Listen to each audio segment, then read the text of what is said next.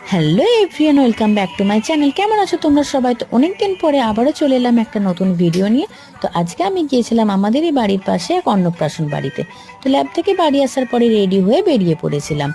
আর ওখানে গিয়ে ফার্স্টে গিফটের পর্বটা জাস্ট মিটিয়ে নিয়েই চলে গিয়েছিলাম একদম খাবার টেবিলে। তো খাবার টেবিলে কিছুক্ষণ বসে থাকার পরেই চলে এসেছিল আমাদের মেনু। তো ওখানে প্রথমে দিয়ে দিয়েছিল ভেজিটেবল চপ, তারপর ছিল বাটার নান, আর ছিল চানা মশলা।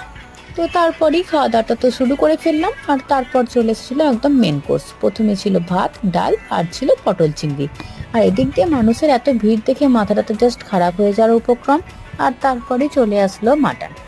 তো অ্যাকচুয়ালি আমি মাটনটার লোভেতেই গিয়েছিলাম। আর তারপর চাটনি, পাঁপড়, মিষ্টি তো ছিলই।